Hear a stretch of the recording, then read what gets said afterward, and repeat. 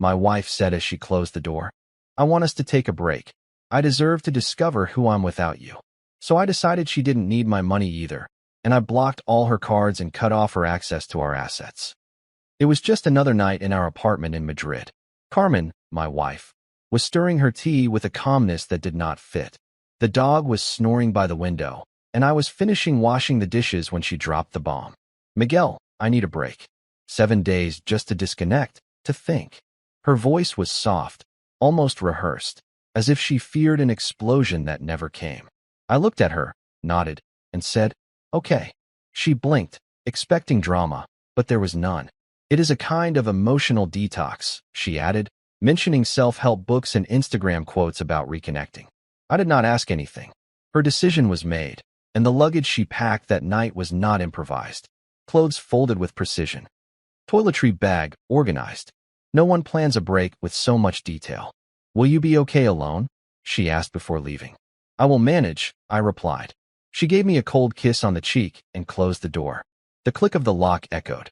I did not waste time. I opened my laptop and started to work. Not out of anger, but out of instinct. First, the joint account.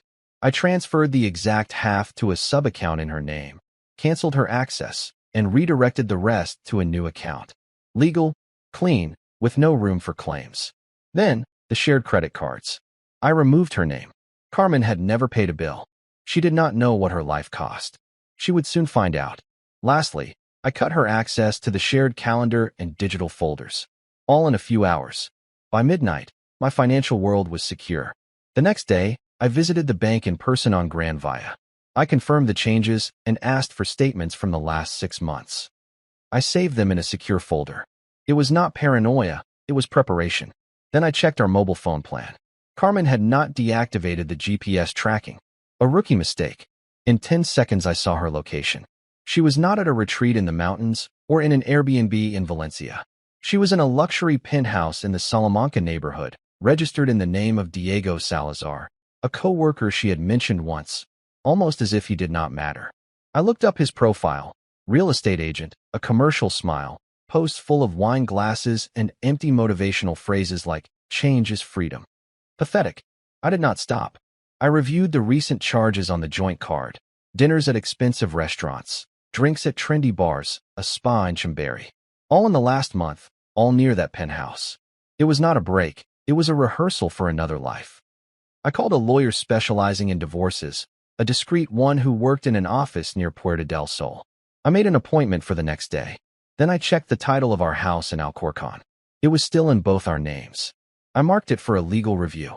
Every step was a nail in the coffin of her plan. At 6:32 p.m., I received a message from her. I arrived safely. I'm going to disconnect a bit. I will write to you soon. I love you. I did not reply. She wanted space. She would get it, but not as she imagined. The next day, at 9 a.m., I walked into the lawyer's office. A serious man in his 40s, straight to the point. I told him everything with the coldness of a report. Carmen asked for a 7-day break. She is in a penthouse with a certain Diego Salazar. I have statements, locations, records. I showed him the evidence.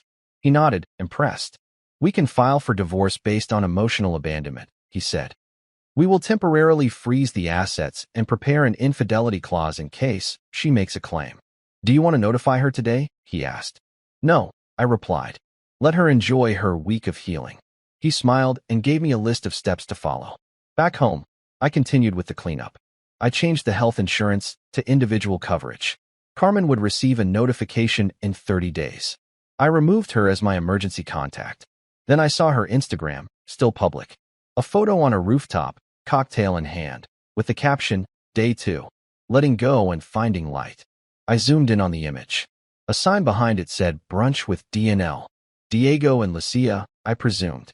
Lucia, her friend, always involved in her dramas. I saved the screenshot. A friend, Javier, sent me a message. That is Carmen in Diego's story. He attached a video. Diego's account was private, but Javier followed him for work. There was Carmen, laughing in a bar. Same dress, same smile. Diego wrote, "Only good vibes. Sometimes you have to free your soul." It was not a detox. It was a trial run of another life. I called the real estate agent who sold us the house and asked for a discreet appraisal. I also modified the car insurance. Carmen would receive a letter notifying her that she was no longer covered. I did not write to her.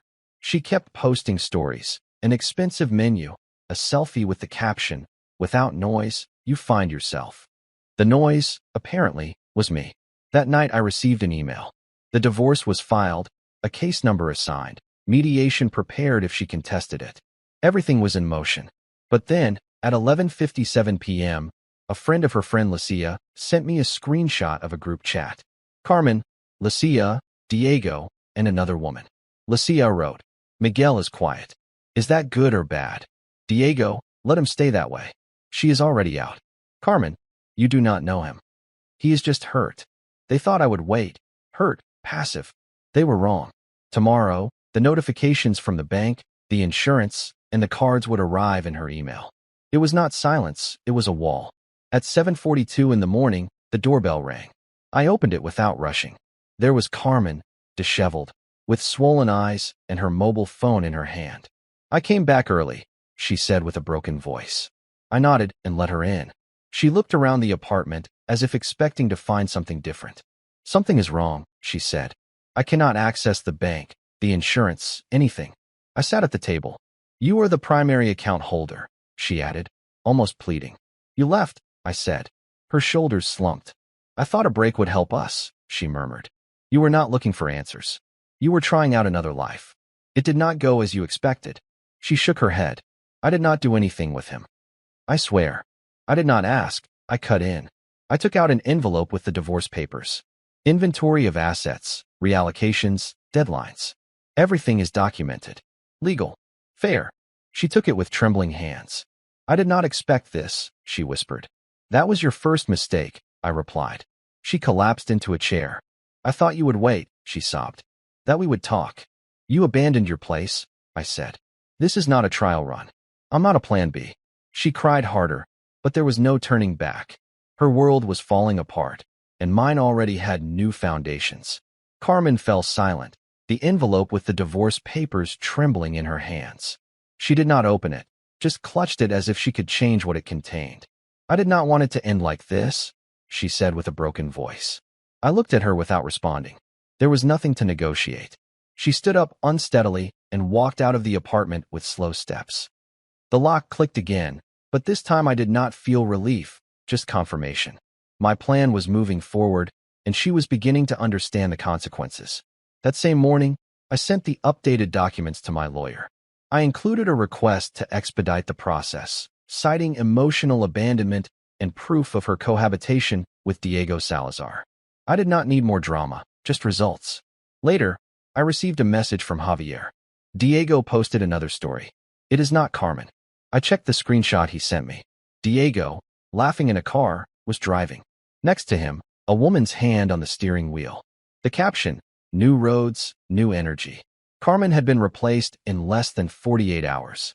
Her emotional detox was nothing more than a fantasy that Diego and Lucia had discarded without a second thought. I did not feel satisfaction, just clarity.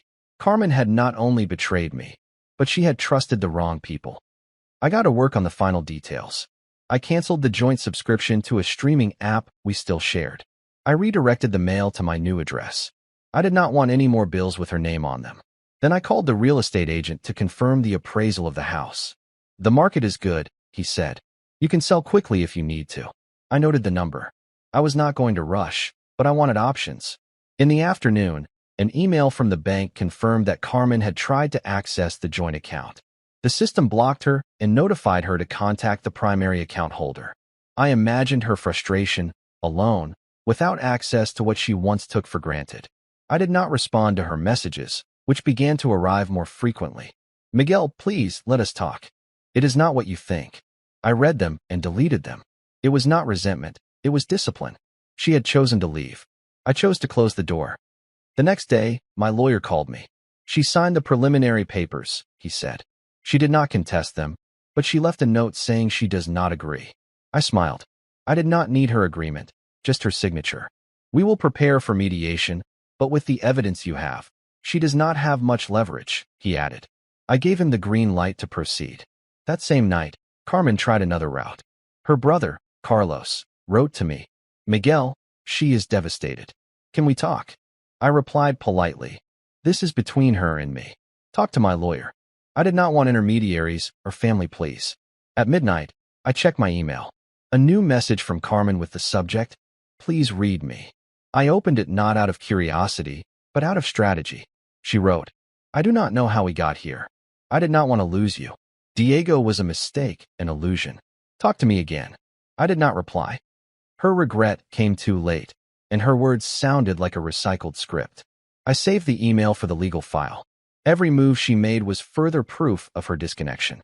On the fourth day, the doorbell rang again. It was Carmen, visibly exhausted, with her hair tied up messily and wearing the same sweatshirt as the day before. I let her in without saying anything. She stood, hugging herself. "I'm not here to fight," she said. "I just want to explain." I nodded, my arms crossed. "I was stupid," she began. "Diego made me believe I needed to explore who I was without you. Lucia encouraged me. She said I was brave, but they used me. Diego is already with her, and I have nothing." She paused, waiting for a reaction. I gave her none. "You did not see what they were doing because you did not want to," I said. "You trusted them, not me." She sat down, defeated. "I thought you could forgive," she murmured. "It is not about forgiving," I replied. "It is about consequences. You chose to leave, and I chose to protect myself." She took out her phone, looking for something to show me, but put it down. "No one talks to me anymore," she admitted. "Lucia, Diego, even my old friends. I'm alone. That is not my fault," I said. "It is the price of your decisions." Her eyes filled with tears, but she did not let them fall. I stood up and handed her another envelope with the final division of assets. "Read it soon," I said. "The court does not wait." She took the envelope, nodded, and left without looking back. That night, Javier sent me another screenshot. Lucia on Diego's Instagram, posing on a yacht. Carmen was nowhere to be seen. Her world was falling apart, and mine was still in order. I prepared dinner, checked my schedule, and marked the court date. Everything was in its place. Carmen's silence extended to the fifth day. No messages, no calls, just a void that confirmed her defeat. I continued with my plan, every step measured, every decision documented. My lawyer informed me that the court had received her signature on the preliminary documents. She did not contest anything, but she also did not respond to the confirmation email. It was as if she was trying to buy time, hoping I would give in. I did not. I sent a reminder to the real estate agent to expedite the appraisal of the house in Alcorcon. "The value is solid," he replied. "If you sell, you will have quick liquidity." I filed it as an option, not an urgency. That afternoon, I received an unexpected message from Carmen's mother. "Miguel, she is lost. There is no way to talk." I read it and forwarded it to the lawyer for the file. I did not reply. I did not need more family pleas to understand that Carmen was looking for allies, not solutions.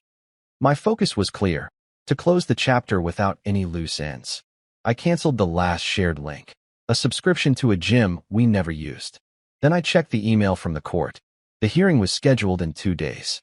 Mediation was ruled out thanks to her signature. Everything was proceeding as planned. In the evening, Javier wrote to me. "Diego and Lucia are in Barcelona." They posted photos at a luxury event. The screenshot showed Lucia smiling next to Diego with the sea in the background. Carmen did not exist in their narrative. Her detox had been a one-way ticket to abandonment. I did not feel pity, only confirmation. She had bet on a fantasy and lost. I was not her safety net. The next day, the doorbell rang at noon. It was Carmen, standing at the door with a small bag. "I'm not here to stay," she said quickly. "I just want to talk." I let her in. She stood near the entrance, restless. "I was wrong, Miguel. Diego was nothing, just a stupid idea. I want to fix it." Her voice trembled, but her words sounded empty. "There is nothing to fix," I replied. "You signed the papers. The process is underway." She bit her lip. "I can fight it, you know. I could go to court, say it was a mistake." I looked at her fixedly. "Do it. I have proof. Your locations, expenses, messages. Everything is recorded. You will not win." She fell silent, disarmed. "I'm left with nothing," she admitted. "My friends do not answer. My family does not understand. I have nowhere to go." "You chose that," I said. "When you walked out that door, you knew what you were leaving." She shook her head. "I thought I would come back and everything would be the same." That was your second mistake, I replied. I handed her a copy of the court schedule. The hearing is tomorrow. If you do not show up, the judge will decide for you. She took the paper, looked at it, and left without another word. That night, I reviewed the final documents. Everything was ready. Division of assets, proof of abandonment, potential infidelity clause. There were no loopholes. Carmen had wanted a break. I gave her a closure. The sixth day dawned with an email from the court. The hearing was confirmed for 10 a.m. Carmen had not responded to the court schedule, not even a message to negotiate. Her silence was not surrender, it was disconnection. She had underestimated the process, thinking that her absence would make me doubt. It did not. I reviewed the documents one last time.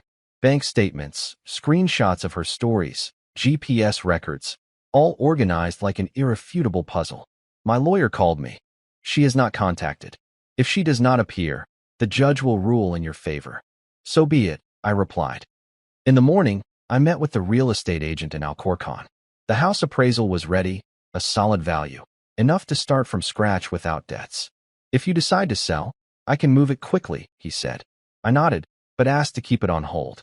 I did not want to rush, although the idea of cutting the last physical tie with Carmen was tempting. Back in Madrid, I received a message from Javier. Lucia and Diego are all over social media selling their new life. Carmen is out of the picture. The screenshot showed Diego at a real estate event with Lucia posing by his side. Their world was shining. Carmen's was crumbling. At 5 p.m., the doorbell rang. It was her, standing at the door with a folder in her hand. She did not ask to come in, just looked at me.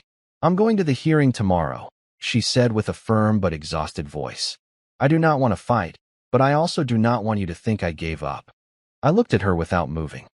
I do not think anything. The facts speak for themselves. I pointed to the folder. What is that? She opened it, showing copies of the documents I had given her. I read them all. I'm not going to contest it, but I need you to know that I did not want to hurt you. She paused, waiting for a reaction.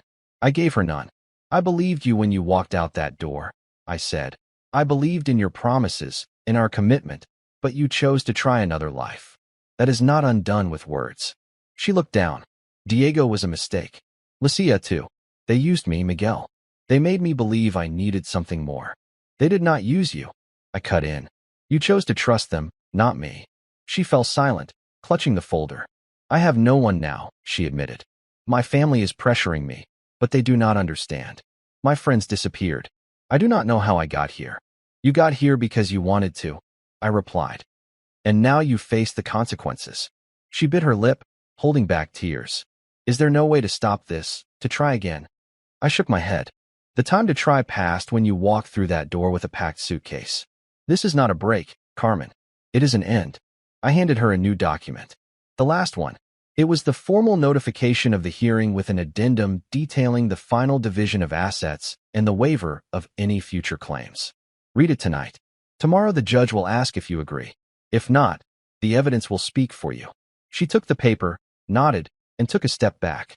I never wanted to lose you, she whispered. But you did, I said. I closed the door without waiting for a response. That night, I forwarded the recorded conversation to my lawyer along with a note. Make sure the judge sees her intention to delay. It was not revenge, it was protection. As night fell, Javier sent me another screenshot. Diego had posted a story from a club in Barcelona with Lucia dancing by his side. The caption, "New life, new rules." Carmen did not exist in their world. Her detox had left her alone. Without a net, without a plan B.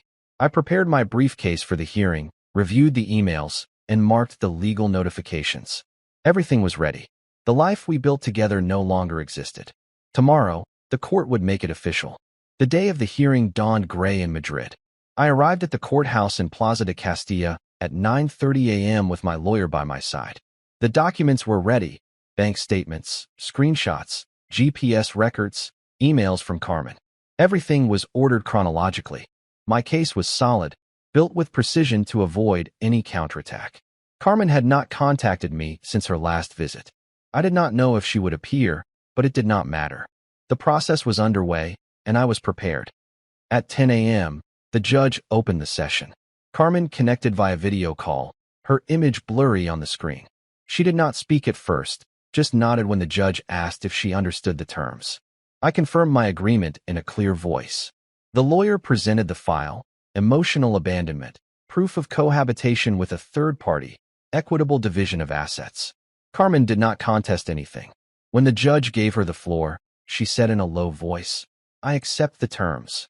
There was no drama or pleading, just a dull acknowledgement of reality.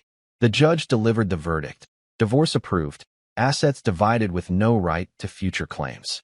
In less than 20 minutes, it was all over. I signed the final papers, and the clerk stamped the file. I walked out of the courthouse without looking back. On the way home, Javier called me. "Is it done?" "Yes," I replied. "She did not fight. She had no way to," he said. Diego and Lucia are in Ibiza now, posting photos as if nothing happened. Carmen does not exist to them. I was not surprised. Her world of social media and false promises had collapsed, and I was not her lifesaver. At home, I checked my email. A notification from the bank confirmed that the joint account was closed. The house appraisal arrived shortly after with a number that gave me the freedom to decide my next step. I called the real estate agent and gave the green light to put the house on the market. "I want to start clean," I said. He nodded. "It will be sold within a month." That afternoon, I received a message from Carmen. I did not want it to end like this. "Can we talk just once?" I read it and deleted it. It was not resentment, it was clarity. She had chosen a path, and I had closed mine. I did not need explanations or emotional closures. The facts spoke for themselves. She left looking for a better life, and I made sure she could not come back as if nothing had happened. My lawyer sent me the final judgment by email. I saved it in a digital folder along with the rest of the evidence. Everything was documented, every step recorded in case she ever tried to rewrite the story. Days later, her brother wrote to me again. "Carmen is with my parents. She is broken, Miguel. You cannot be so cold." I replied with one line. I spoke with facts, not emotions. "This is over." I blocked him along with the rest of her family. I did not need mediators or emotional blackmail. Life went on, and mine no longer included Carmen. I canceled the last shared subscriptions, redirected the mail completely, and started looking for a new apartment in Chimberry. I wanted a place without memories, without echoes of a life that no longer existed. A week later, Javier sent me a final screenshot. Diego had broken up with Lucia, according to a post of his from a bar in Malaga. "Sometimes you have to let go to grow," he wrote. The irony was almost comical. Carmen, Lucia, they had all been disposable pieces in his game. I was not happy. I just confirmed what I already knew. Their world was a facade, and Carmen had bet everything on it. I, on the other hand, had built something real, a clean, legal exit with no loose ends. The house sale process moved quickly. I signed the preliminary papers and transferred my share of the profits to a new account. With the money, I paid the down payment on a small but functional apartment in the city center. The move was simple, few things, just the essentials. There was no nostalgia, only relief. The life Carmen abandoned no longer existed, and the one I was building had no space for her. I did not check her social media, nor Diego's or Lucia's. I did not need to see her downfall to know what had happened. The facts were enough. Months later, I learned from a mutual friend that Carmen had moved to Valencia, looking for a new beginning. I did not care. My new beginning was already underway. An apartment of my own, a solid routine, a future without shadows. She wanted space, and I gave her absence. She wanted to try another life, and I showed her what it means to lose the one she had. It was not revenge, it was justice. And while she was trying to put herself back together, I was already at peace.